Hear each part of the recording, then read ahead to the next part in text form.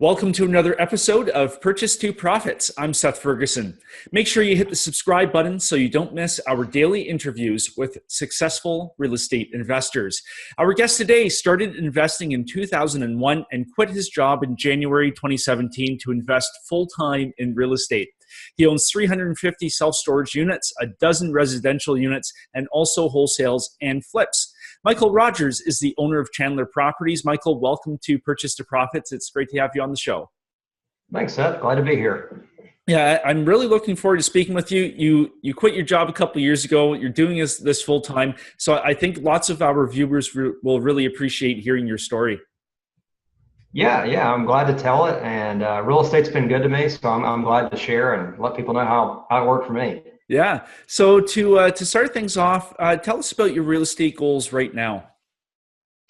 I would say just to kind of continue, I've got, I guess about 2 years ago, I went full time. I'd gone part time before that. I'm a CPA, did internal audit for years and years, and then I kind of scaled down part time, and then I went full time doing this. And I would say there was such a change in quality of life after I went full time real estate, where I wasn't having to work as much. And I've got 4 kids, a wife, and those first couple of years, I guess I kind of put things on autopilot after I switched over and was able to work less hours, make more money, and I kind of got complacent. So right now I'm kind of reinvigorating myself and focusing on trying to build back up my SEO on my website, Google Ads, create content and get back out there so that we go back up in Google search. It helps our self-storage business. And then we also do real estate investing where we buy, flip houses and so forth.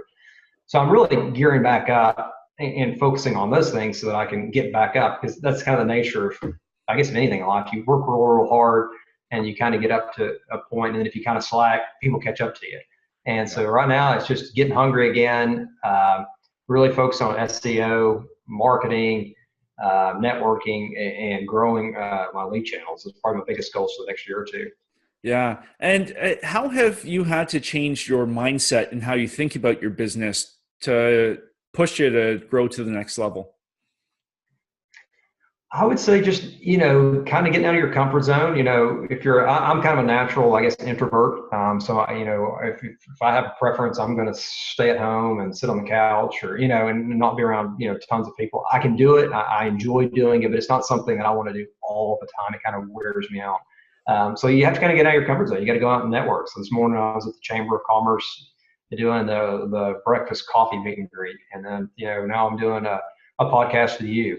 And in between that, I'm writing an article for a self-storage association so that, put out good content for them, get a backlink back to my website, indirectly it helps grow the business. So that mindset of, hey, you got to stay a little uncomfortable and keep pushing yourself.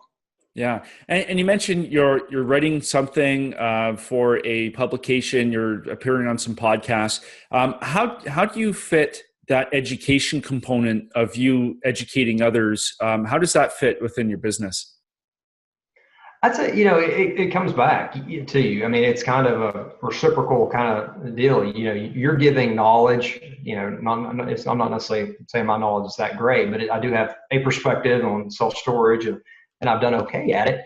And so I give that knowledge out and back comes back. People find interest in it, and therefore, Google or whatever search engine or other people see, this is a relevant person, and they tend to come back to you and link back to your page. So if somebody looks for self-storage Cleveland, Tennessee, or they look for sell their house Cleveland, Tennessee, you tend to show up first. Whereas if you're not doing stuff like that and you're not giving back, and you're not putting, and you're not being seen as a relevant, I guess somebody that knows what they're talking about, you're not going to get there. But it is important you pass that along and let people know, hey, here's how you can do this. You can do this also. I think it helps a lot of people out. Yeah. And you had mentioned you had quit your job a couple of years ago. At what point did you know that was the right move to make? I knew from the very beginning. I would say from the time I graduated college, I wanted to be an entrepreneur. But I was also, I'm a CPA, so CPAs tend to be risk averse if you're on the scale. So I wanted to be careful and make sure I had good cash flow. And so I did it. It took me 15 years to be able to quit my job. So I was a regular CPA working at a public firm doing auditing, and then I went to a big insurance company and worked there for 5 years doing internal audit, and then went to another health insurance company for 5 years. And when I was at the second one, I really got where I really expanded was in like 2009, 2010. The market hit the tank. There were all kinds of good deals, and I had good credit, I had money. I was piling in and getting good deals at that point. And so by 2013, 2014, 15, 16, I was benefiting from that. The market had gone back up. I had a lot of good deals, and that allowed me to talk to my boss and say, "Hey, can I go part time?" So for about 2 or 3 years there, I worked 30, 20 hours. I went 30 hours a week, then I went to 20 hours a week, and then I stepped off totally. And I was very fortunate. A lot of employers, would have told me no, but I kind of worked myself into a good little niche, had a particular set of skills, and I was able to do that, and it was awesome for me. Yeah. And looking back now, do you think that your property business would have expanded faster if you would have left your job sooner? Do you wish you did things differently? Yeah, that's a good question.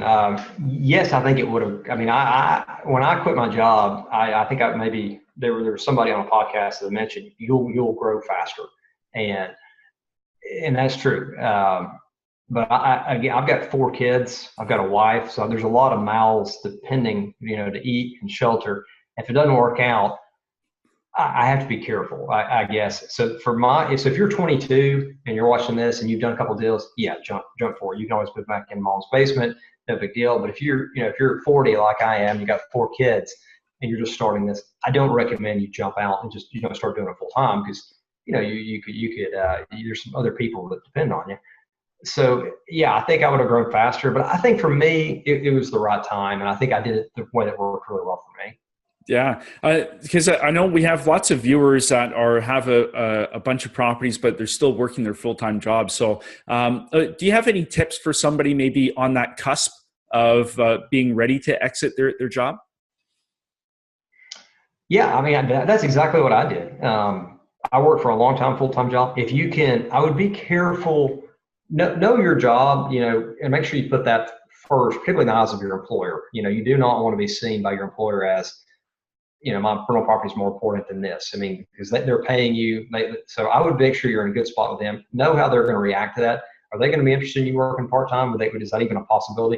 Because be careful. You may go to them and say, "Hey, I'm interested in this real estate thing." And they may say, "Go do it," and then you don't have a job. Right now the market's pretty strong, so it's not going to happen. But when I was doing this, it wasn't quite as strong. So I had to be kind of careful on that. I would say the biggest advice is prepare yourself a budget. Health insurance is a big difference. If you've got a good job, they subsidize a lot of that, whether you realize it or not. And so you lose that benefit, you lose long-term disability, short-term disability. There's all these benefits that employers give you, and contributions to your 401k plan. All that's gone. So you're having to pay all that yourself. So there's a lot of expenses that come in there. Self-employment tax, you're paying that, where they were paying half of it, I guess, before. So I would say budget, and know your numbers before you step off.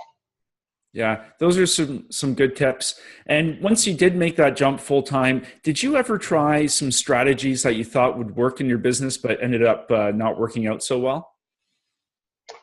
Yeah, I got into doing, for me personally, I've not done as well as commercial. We bought an office building.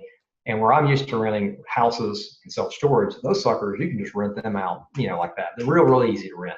Yeah. Commercial is a different animal. I mean, you're looking for a very specific tenant for that property, and you can sit vacant for a couple of years trying to rent an office space. And that's a different situation than having a self-storage unit, which there's lots of people that need a 10 by 10 self-storage unit. There's not necessarily lots of people that need a 3,000 square foot office space. So for me, that was not, we ended up getting them rented, but it was harder than I thought it was going to be. So I don't like, I'm not saying I'll never get back into commercial, but that's something that it's not something I like as much. Yeah. So, and just going into that, what would have prepared you better to handle that commercial property? I think just the expectation that you're going to sit on those things. I mean, we were fine. We bought the property at a good enough price where we were okay. But it's just one of those deals where they sit a while, and even real estate, and I did a ton of marketing for it. I'd go meet with real estate agents. I would send out letters to people I thought would be, potential candidates that might need people that might know somebody. I'd go to these chamber of commerce events telling people, "Hey, you know anybody needs this?" So I marketed it like crazy, but it's just, there's a reason why these leasing agents for these commercial buildings get these big commissions, is because it's a lot of work, and there's a lot of times you work hard and you get nothing, you know. Yeah. And for me, it's a great business model. It's just, it wasn't a great fit for me, I guess. Yeah. And out of all the deals that you have done so far, is there one that stands out as a keystone deal? Yeah, I would, I put one together for you here. This self-storage facility I'm actually in right now, that's where our office is. We bought this, I think, in 2010 or 2011. And so the market was crap. Nobody was buying. This building was sitting vacant. It had a 5,000 square foot office building with a kind of big warehouse. And then it had pads for 3 self-storage facilities out back. And only one of them was built out. Of course, they were vacant, broken into, and the company had moved away. So we got in at a really good price. And then we built out the other 2 pads and allowed it to grow and flourish. And so now it's probably one of my best performers, for if you look at what I paid for it versus what it brings in revenue each month. Yeah. And how did you source it? Did you go direct to the seller, or was it through a broker? At this time, you can't really do this as much now, but it was on LoopNet. It was just out there. This was 2010, maybe.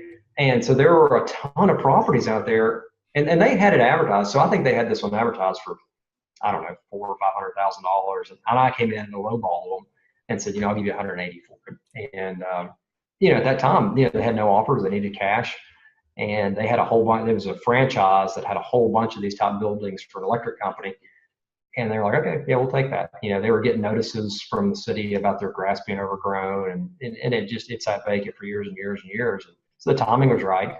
Now I don't even hardly look at LoopNet or any of this, because there's just nothing there price-wise that's going to make any sense for me. Yeah. And so this was an advertised deal. Why do you think that you were the one that took action to acquire the property when other people would have seen it and just passed it by?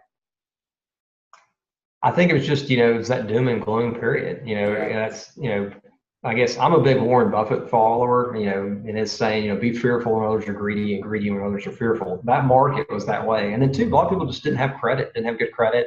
They didn't have capital at the time. I was fortunate. I always had a really good credit. I had some money to put together, and I just looked at the numbers and I was like, if I can rent these things out, these are great numbers. And so to me, it was just a kind of, I'm willing to take that chance, and it worked out well. So when you first looked at the deal, was it the upside potential then that really attracted you to it? Yeah. It was just, this thing's vacant, so it had no income coming in. But I looked at, you got 30 something units immediately you could get working. You put 180 in it, and if you just look at the revenue from filling it out, I mean, this thing, it'll make $8,000-9,000 a month after it's built out. So we had a little bit less than 400 after we built out the other 2 units, fixed it up a little bit. We ended up in 350, 330, or 380, somewhere in that area. And so if you're looking at $9,000 a month of revenue and you pay 380,000 for that, that's well over what you might consider the 2% rule. And so those were good numbers for me. And so I just looked at that and was like, okay, this is a really good deal. Yeah. And what was your game plan? So did he buy all cash or did he finance it? We financed it. I think I put, 20%, 10-20% down or some amount. And quickly, once you got it operational, we were able to refinance and pay for the upgrades. So we built out 2, I believe they're 35 unit buildings, and the bank basically financed all of that. Yeah. And you didn't run into any challenges with financing because it was just abandoned? No. I mean, like I said, I had good credit. I had done real estate. So I started real estate investing in 2001. And so the first 8-9 years, I had good credit. I had a good W-2 earning job. That's one of the nice things for your viewers that have a W-2 earning job. That's a good thing. Banks like to see that. They like to see, hey, you got a W-2 earning job. They'll help you finance these properties. And so I had that. And I would say, one of the big mistakes I made early on, and I think a lot of people do this, is I started out paying too much for properties. So 2001, it probably took me 4 or 5 years to realize it, but I would buy a property and I was doing everything on it. And it would basically, I'd look at the cash at the end of the year and I'd be break even. And it kind of hit me one day when I was out there raking leaves, and I've been working every weekend, mowing, painting it, being the landlord, everything. And I was like, really, I could just go get a job at Taco Bell, make $8 an hour, and I wouldn't have to lay out several $100,000, and I'd be making just as much money as I'm doing right now. This is crazy. And that's really when I, got on to Buffett and Charlie Munger and these value investors, the idea you need to buy these things at some sort of discount, and then the cash flow wise, you will start making money. And that was a huge eye opener for me. And so like right now, there's a lot of stuff I'm just not buying. I think prices are kind of high. So I'm kind of sitting out and paying down debt right now and not in hopes, but eventually the market will turn down and probably buy more at that point. Yeah. So how do you approach a deal now? Because, a lot of it's, you said high in the price side. How do you approach a deal that maybe does work, but the margins are a lot tighter than when you were buying in the downturn? Right now I'm not really buying like self-storage. I can't find anything that the numbers look good. It's not to say I'll still go out and look, but if the numbers aren't there, if I can't buy it at some margin of safety to where I know that I can cover if something comes up, make sure it cash flows well, and it's a good earner on its own, I'm just paying down debt. I mean, I'll just pass on them, my philosophy is you don't have to buy everything that comes out in front of you. You can pass on them. Yeah. So you're paying off debt now. Are you storing up a war chest to kind of take advantage if there is a major downturn? Yeah, exactly. Yeah, if there is a downturn, which I don't think we'll have any. Well, I don't know, but I don't think we'll have downturns like we had in 2009, 2010. But we'll have recessions, and there'll be other opportunities. And I'm still buying some. Like I've got a website where I buy for motivated sellers houses, and I still pick up half dozen or so of those a year because I can still find those are enough of a spread between what I pay for it, fix it up, and sell it for that it works. But typically, when I'm buying something from like investors, like a commercial property or a self-storage facility, these folks they're more sophisticated and they know their cash flow numbers. So unless it's just a totally mismanaged property or there's something really severe going on, it's harder for me to find those properties where there's enough margin for me to make it work.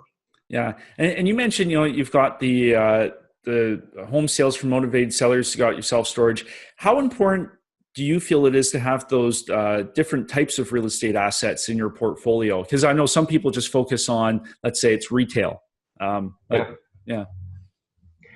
Yeah, I mean, I think it's good to diversify. I mean, so you make a good point there. There's part you want to diversify so you've got multiple, channels of income coming in. At the same time, you want to specialize. You don't want to get so diversified that you're a jack of all trades and master of none. You want to pick a few that you're really good at, or that you better than others, that you can really, hey, this is what I can sell this 3-bedroom, 2-bath house for. I know it needs roughly 30 grand, or I may be $2,000 or $3,000 off, but I'll make 30, 40 grand on that. There's enough spread on that.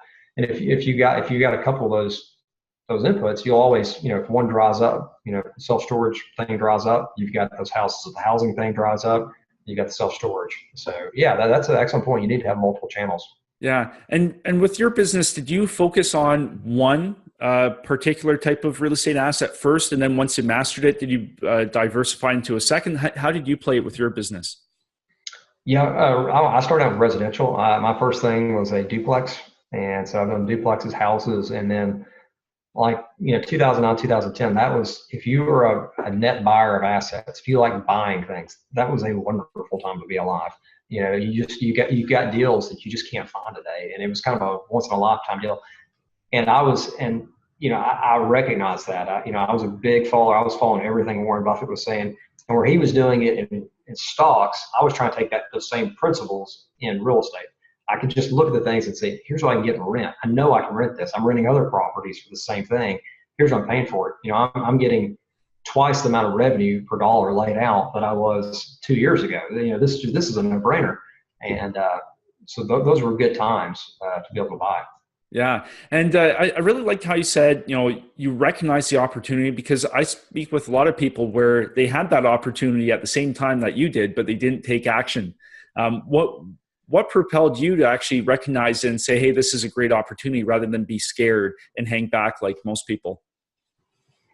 I felt like things would turn around eventually. And like I said, I was buying them and there was immediate cash flow. It wasn't like I was buying this house and I was going to sit on it for 5 years for the market turnaround and then sell it and no cash flow. I knew I could immediately, just because I was renting other houses, I knew I could immediately rent that thing out and it would cash flow really well. And then, on the upside, if the market turns around, I can sell it. And the beauty of it was everyone was moving out of these houses and renting. So they were moving towards renting. And so it was just the numbers side of it just made sense. And so it was, occasionally the markets they swing too far one way or the other. And it was pretty apparent, it swung the wrong way, it swung too far. Yeah, no, that's great. So how has getting into real estate and getting into full-time and building your portfolio, how has that changed your life so far? It's been good. It's allowed me, there's a lot of good things I got out of corporate. I enjoyed it. I learned a ton. But, one of the things that I guess I understood early on is, you can lose that job any day. These companies that consolidate, they're constantly reconfiguring or reorganizing, reordering. And there is no, guarantee you're going to have that job. And you start seeing, particularly when I was looking at these larger companies I was working in, the number of, guys or girls that were, 50, 60, they were just gone. I mean, they were getting terminated. They bring in somebody that was 25 that had a new skill set, and they phase these guys out because they got expensive. They got expensive. They weren't as on touch with the latest trends and technologies. And so I knew, hey, this isn't somewhere I want to be long term, but it's a good W-2 paying job. They pay for your health insurance. You get access to the best training you can get, and you learn a skill. And so for me, it was a good way to get to where I wanted to go. Yeah. And looking ahead in the next 5 to 10 years, where do you think your business will be? Yeah, that's a good question. I don't know. I'll see kind of where things go. I would like to continue to grow buying houses. I'd like to, pick up, if the price makes sense, I'd like to buy, some more properties, larger commercial, like another self-storage facility. But I don't know. I'm going to continue ramping things up, try to get that exposure to the self-storage, keep those rented up, try to find more storage units, and just keep operating and doing the blocking and tackling of operating these businesses so that they run as well as they can run right now. Yeah. Oh, that's great. Well, Michael, if somebody's looking to learn more about what you're doing or, have any questions, where can they find you? Yeah, you can catch us at Chandler Properties. It's just chandler-property.com is our website, or you can catch me on LinkedIn or you can find our Chandler Properties on Facebook too. Perfect. Well, Michael, just want to say thanks so much for taking the time today to share your stories. All right. Thanks, Seth. I appreciate it. Yeah, you're very welcome. And to you, our viewers, I wish you well in your journey from purchase to profits. See you next time.